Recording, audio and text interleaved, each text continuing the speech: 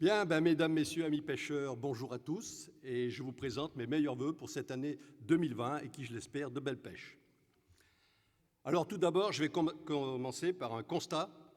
Pêche compliquée dans le lac, malgré une fin de saison pour le lavaret et la perche plutôt acceptable et qu'il nous faudra encore un peu de patience pour retrouver des pêches plus équilibrées et pour cela, pérenniser les études avec nos partenaires comme le CISALB et l'INRA et les opérations d'albinage avec les pêcheurs professionnels et poursuivre l'action oiseaux piscivores.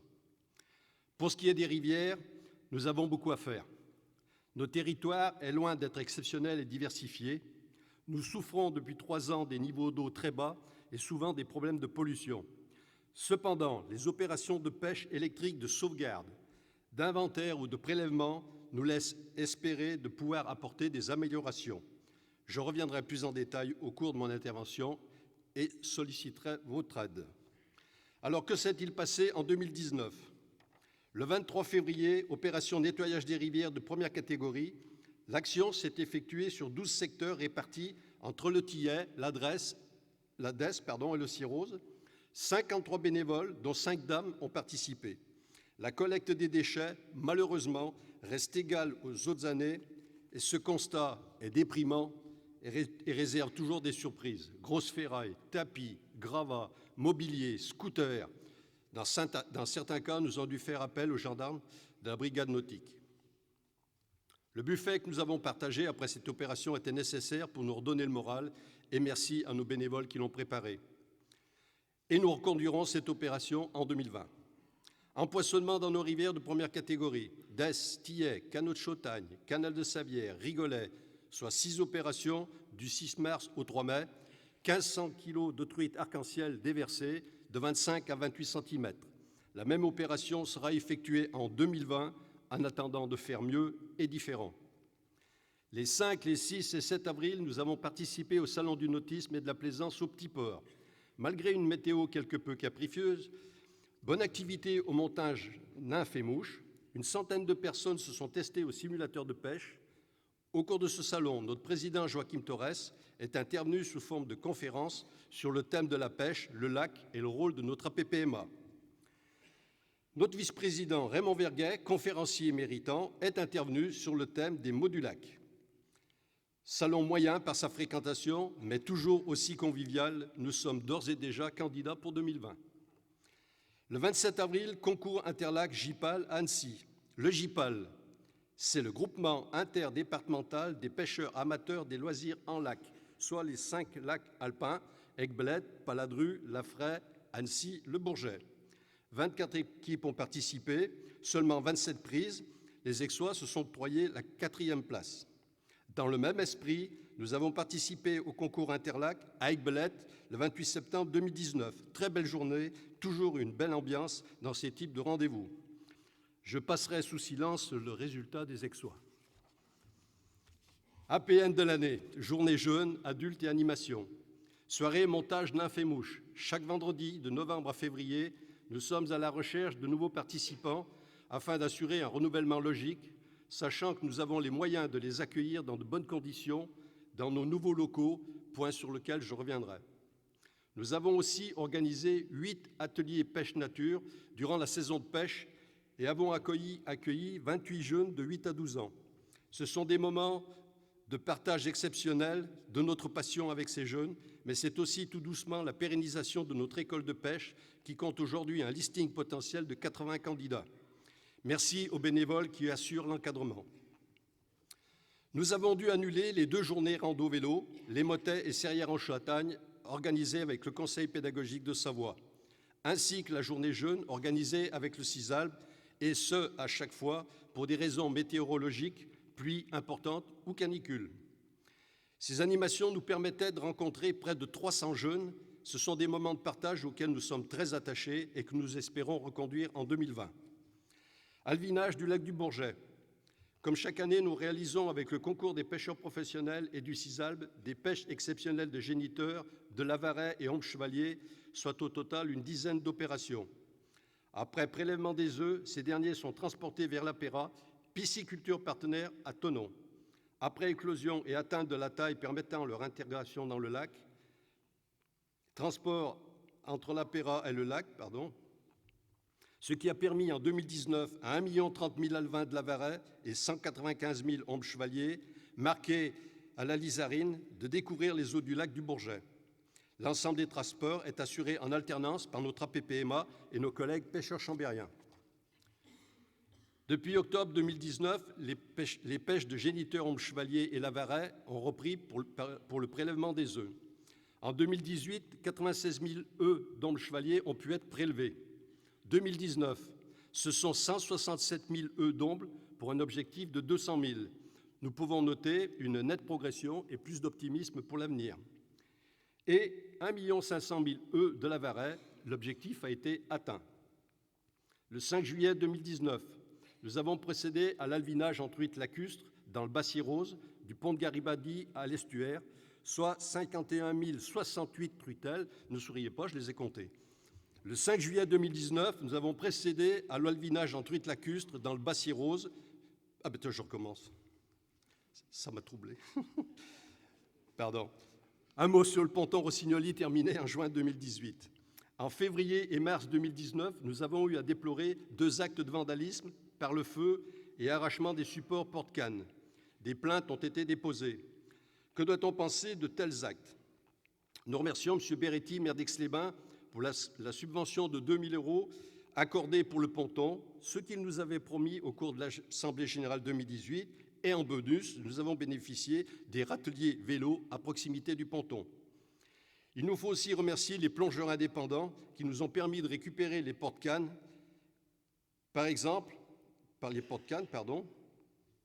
jetés dans le lac, et avec qui nous collaborons toute l'année.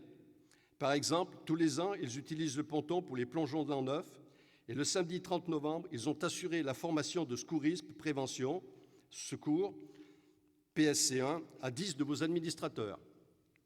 Il nous faut aussi remercier les bénévoles qui ont assuré la remise en état du ponton. Le lundi 8 juillet, nous avons participé à l'inauguration d'Aqualis. Nous avons découvert une belle présentation du lac du Bourget, son histoire, ses poissons et oiseaux aquatiques. Des espaces games permettent cette découverte, un ensemble très ludique et apprécié des premiers visiteurs. Chacun peut l'apprécier selon sa sensibilité. Cet espace nous a servi de support pour notre première conférence sur la pêche le mardi 15 octobre après-midi. Le dimanche 21 juillet, nous avons participé à la fête du lac. Notre stand avait belle allure et malgré la chaleur, 113 personnes se sont testées au simulateur et 33 enfants à la pêche surprise. Notre prestation est très appréciée du public et les échanges que nous avons sont très enrichissants, ce qui nous incite à pérenniser notre participation à ces manifestations. Les 24 et 25 août, participation au salon Alpinus, chasse et pêche. Stand bien placé, bonne orientation, météo favorable, très bonne fréquentation. Nous avons accueilli 120 personnes de 3 à 92 ans à la pêche dite surprise et tous ont été récompensés par des confiseries. Et 250 personnes se sont testées au simulateur de pêche. Globalement, une bonne activité et nous avons apprécié le renfort de nos collègues de l'APMN, Association Pêche-Mouche Nature, et de leur présentation entomologique de la faune aquatique d'eau douce. Pour info, ce salon n'aura pas lieu en 2020. Le site sera utilisé pour les championnats du monde de Dragon Boat. Le dimanche 8 septembre, nous avons participé au salon Tutti Frutti au Palais des Congrès. Bonne fréquentation, 82 personnes se sont testées au simulateur et une belle animation au montage nymphes et mouches. Il est bon de préciser notre grande satisfaction quant à l'investissement dans un simulateur de pêche, incontournable dans les diverses manifestations auxquelles nous participons. Le dimanche 6 octobre, 5e rencontre de pêche du Lavaret d'Aix-les-Bains. Concours annuel intersociétaire de notre APPMA sur le lac du Bourget. De 8h à 15h30, 38 équipages ont participé, soit 76 concurrents. Bonne météo et surtout les poissons étaient au rendez-vous. 389 poissons pris pour un poids de 175 kg. Les plus gros, 44 cm pour 780 grammes. Les 6 premiers équipages ont fait le taf, soit 20 poissons. Seulement un équipage a fait 0. Les heureux gagnants, l'équipage Gégère Jean-André et Genevois Bernard, 20 poissons, 9,6 kg. Les plus gros poissons, 44 cm pour 780 grammes, ex aequo, Martinet Lucas et Barbato Elliott. Nos sponsors ont été particulièrement généreux cette année. Le sourire, traduisant la satisfaction de chacun, nous permet de conclure de la bonne réussite de cette rencontre. Évidemment, la journée s'est terminée autour d'un verre de l'amitié. Participation à diverses réunions. Toute l'année, nous sommes présents auprès d'un très grand nombre d'organismes ou associations impactant notre domaine piscicole ou son environnement et le fonctionnement d'une association comme la nôtre. Préfecture, DDT, CISALP, CUNB, INRA, les conservatoires du littoral, du patrimoine, espaces naturels, la Fédération de pêche départementale, Grand Lac, Conseil des ports, APERA, Club des plaisanciers, JIPAL et les APPMA voisines. La vigilance doit rester de mise, la plupart de ces organismes étant les décideurs de nos droits ou parfois de véritables partenaires. Alors je voudrais revenir sur l'état de nos rivières. Durant l'année, plusieurs pêches électriques ont été réalisées par les services de notre fédération départementale et nos bénévoles. Qu'elles soient de sauvegarde, d'inventaire ou de prélèvement, elles nous permettent d'avoir une approche de population de truites farios, approche insuffisante, le linéaire étant trop faible. Soit, le vendredi 12 juillet, nous avons effectué une pêche électrique de sauvegarde dans la réserve du Cirrose, secteur de la traversée de Grésy, sur la partie de renaturation et renforcement des berges, soit 200 mètres linéaires. Le même jour, pêche électrique d'inventaire dans l'Adès, soit 2 fois 80 mètres linéaires, 160 mètres linéaires. Le mercredi 4 septembre, pêche électrique de sauvegarde dans le Tillet, sur le secteur hippodrome et le secteur de la Bognette, avant travaux de curage. Secteur hippodrome, 200 mètres linéaires, secteur Bognette, 300 mètres linéaires. Le jeudi 16 octobre, pêche de sauvegarde dans la baie, secteur des travaux d'usage de la rivière. La pêche électrique s'est effectuée de l'amont du pont de l'autoroute jusqu'à la confluence avec le Foran, soit 180 mètres linéaires. Le samedi 26 octobre, pêche électrique de notre réserve du Tillet, traversée du Golfe sur 1400 mètres linéaires. Résultat, 1078 truites pêchées, 213 de moins de 8 cm, 353 de 8 à 12 cm, 292 de 12 à 23 cm, 214 de plus de 23 cm, dont 2 de 40, 1 de 43, 2 de 50 et 6 arc-en-ciel, ce qui représente près d'une truite au mètre linéaire. 200 truites de toute taille ont été relâchées dans la réserve et 878 déplacées et réparties dans le Cirrose, l'Adès et le Tillet, lieu-dit la Bognette. Si l'on fait un comparatif avec les dernières pêches 2015-2017, les ratios par taille sont similaires. Très belle journée de partage avec nos bénévoles. Rappelez que chacune de ces pêches ont été réalisées avec les techniciens de notre fédération de Savoie, que nous remercions. Résultat hors réserve.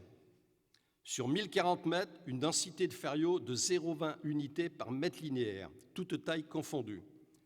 Cet échantillon est trop faible pour avoir des données exploitables. C'est pourquoi, comme je l'ai indiqué en préambule, nous souhaitons mettre à contribution nos pêcheurs de rivière.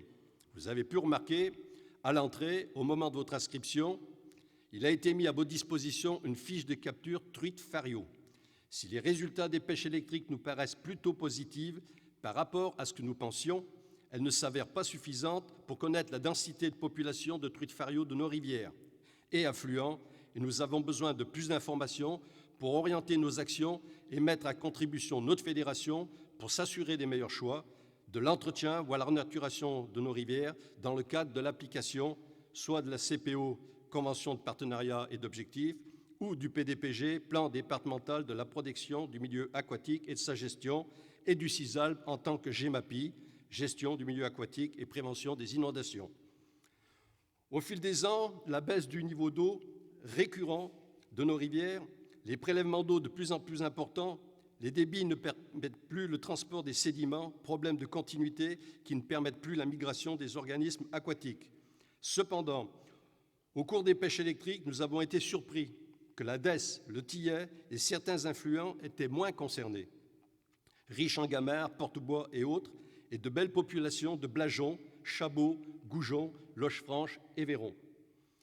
Ce qui n'est pas le cas du Cirrose, sur près des 2/3 de son parcours, où il serait nécessaire d'améliorer les caches et solutionner les problèmes de colmatage de son lit, si cela est possible, et l'effacement de certains ouvrages.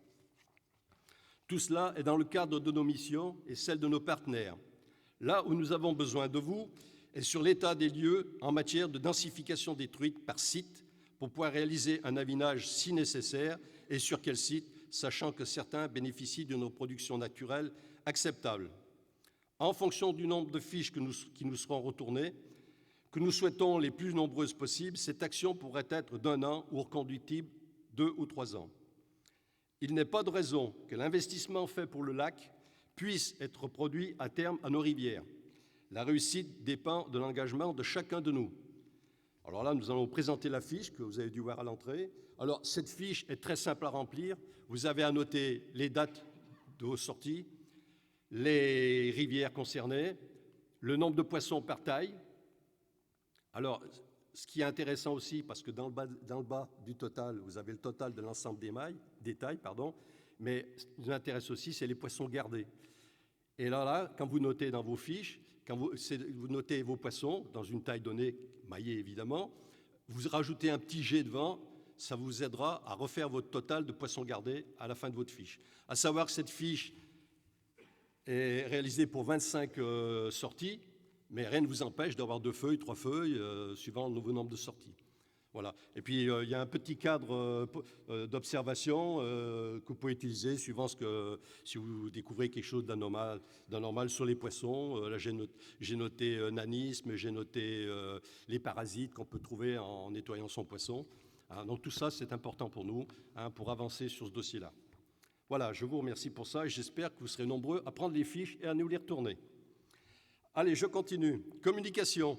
Durant cette année 2019, nous avons entrepris la refonte de notre site Internet. Christian Legal, pêcheur bénévole, de par ses compétences en informatique, est venu renforcer notre équipe de communication. Il vous donnera quelques informations au cours de cette assemblée. Prédation. Bien qu'il n'y ait pas eu d'opération de comptage des oiseaux piscivores en 2019, il est bien évident que le dossier est toujours d'actualité. Ce que nous devons retenir, la qualité des opérations que nous avons conduites ne sont pas mises en cause. D'ailleurs, au cours d'une réunion à la DDT, étonnement que nous avions cessé les comptages. La réponse est simple, tant que nos résultats ne seront pas pris en compte et officialisés, à quoi bon perdre son temps? Preuve est faite du fléau que représente la non-volonté de régulation de ces oiseaux. Par contre, nous sommes prêts à participer à toute opération initiée par les organismes décisionnaires. Il faut rappeler que la problématique du cormoran est au moins européenne et que nous n'avons pas le soutien du ministère concerné et de nos fédérations nationales et départementales. D'autre part, nous avons appris hier par un mail de Mme Berthomier de la DDT que l'arrêté de la DDT portant autorisation des tirs de cormorans a fait l'objet d'un recours judiciaire auprès du tribunal administratif par la LPO pour insuffisance de motifs justifiant ces tirs. Cela ne met pas en cause l'arrêté triennal de 2019-2022, néanmoins, il est urgent de réagir.